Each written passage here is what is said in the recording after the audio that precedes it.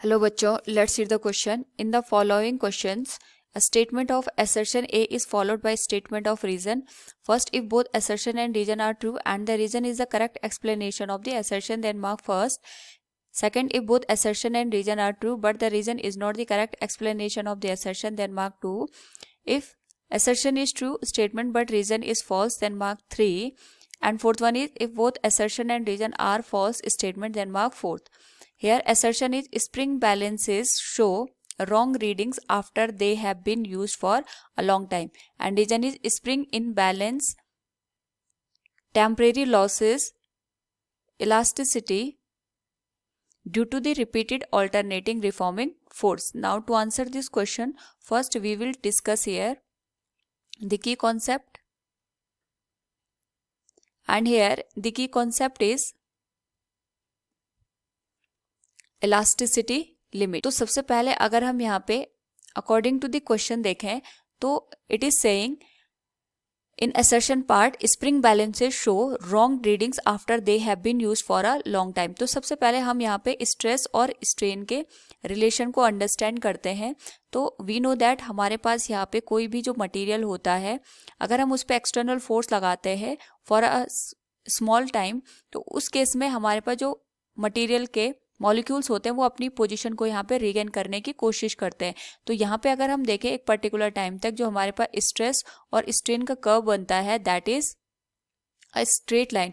तो यहाँ पे we can say here stress is directly proportional to the strain. तो जब हम यहाँ पे स्प्रिंग का केस लेंगे तो स्प्रिंग में हमारे पास यहाँ पे इस तरीके से कोई भी स्प्रिंग लगी होती है और उसके पास हम यहाँ पे किसी ऑब्जेक्ट को हैंग कर देते हैं.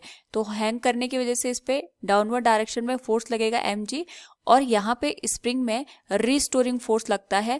तो जितना यहाँ पे वेट डाउनवर्ड लगेगा तो इसके जो मॉलिक्यूल्स होंगे ये आपस में स्ट्रेस होंगे, और जैसे हम यहाँ पे एक्सटर्नल फोर्स लगाएंगे तो यहाँ पे जो मॉलिक्यूल्स हैं ये अपनी पोजीशन को रिगेन करने की कोशिश करते हैं. लेकिन ये हमारे पास एक लिमिट तक ही यहाँ पे पॉसिबल हो पाता है. जैसे जैसे हम यहाँ पे स्ट्रेस की वैल्यू को इंक्रीज कर देते हैं तो यहाँ पे जो मॉलिक्यूल्स होते हैं उनके वापस आने की जो टेंडेंसी होती है वो सेम नहीं रह पाती है. आफ्टर द ए पॉइंट अगर हम देखें तो हमारे पास यहाँ पे स्ट्रेस और स्ट्रेन में जो रिलेशन है that is not the straight line, यानी जो हमारे पास मॉलिक्यूल वापस अपनी ओरिजिनल शेप को यहाँ पे गेन कर रहे हैं वो उसी प्रोपोर्शन में नहीं कर पाते. साथ में अगर हम यहाँ पे एक डी पॉइंट को देखें तो ये हमें इलास्टिसिटी लिमिट को शो करता है. ये हमें ये बताएगा कि अगर हमारे पास जो मटेरियल हमने यूज किया है अगर हम उस पर कॉन्टिन्यूस यहाँ पे फोर्स लगाते रहें तो इस पॉइंट के बाद जो मटेरियल की रिगेन करने की प्रॉपर्टी होती है वो हमारे पास ब्रेक हो जाती है. तो इस केस में अगर हम देखें तो स्प्रिंग बैलेंस पे हम जितने भी देर तक यहाँ पे फोर्स लगाएंगे रिस्टोरिंग फोर्स यहाँ पे हमारे पास जनरेट होगा. लेकिन अगर हम यहाँ पे इस पे कॉन्टिन्यूस स्ट्रेस प्रोड्यूस करते जाएं या कॉन्टिन्यूस इस पे यहाँ पे लोड लगाते जाएं तो उस पर्टिकुलर केस में जो इसके मॉलिक्यूल्स होंगे या पार्टिकल्स होंगे उनमें एक तरीके से परमानेंट डिफॉर्मेशन की कंडीशन आ जाती है. और अगर इनमें यहाँ पे परमानेंट डिफॉर्मेशन की कंडीशन आएगी इसका मतलब इनका जो रीस्टोरिंग फोर्स है ये यहाँ पे मॉलिक्यूल्स को अपनी ओरिजिनल पोजीशन पे लेके नहीं आ पा रहा है. तो उस वजह से जो हम यहाँ पे जो भी ऑब्जेक्ट है उसकी रीडिंग को यहाँ पे अंडरस्टैंड करेंगे तो वो हमें करेक्ट रीडिंग नहीं देगा. तो we can say here spring balances show wrong readings after they have been use for a long time. It is correct क्योंकि यहाँ पे हमारे पास इलास्टिसिटी रिड्यूस हो जाती है.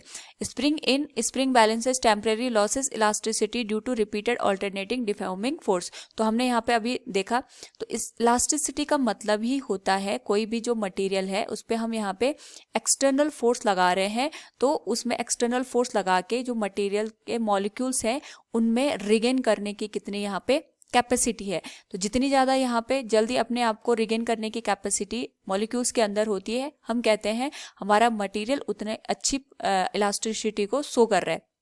तो जैसे हमने यहाँ पे डायग्राम में भी देखा ए पॉइंट तक हमारे पास जो इलास्टिसिटी की प्रॉपर्टी है वो हमें देखने को मिलती है. Up to the D point हमारे पास इलास्टिसिटी की प्रॉपर्टी तो एग्जिस्ट करती है बट यहाँ पे जो रिगेन करने की जो कैपेसिटी होती है वो हमारे पास प्रोपोर्शन में नहीं रह पाती, यानी हम जितना स्ट्रेस लगाएंगे उसी प्रोपोर्शन में हमारे पास यहाँ पे मॉलिक्यूल अपनी ओरिजिनल शेप को रिगेन नहीं कर पाता, यानी मटेरियल में कुछ डिफॉर्मेशन यहाँ पे प्रोड्यूस हो जाती है.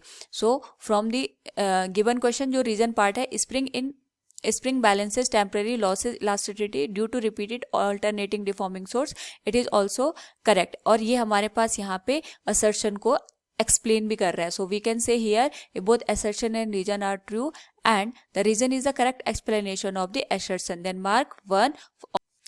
Option first will be the correct answer. Hope all you understood it. Thank you and best of luck.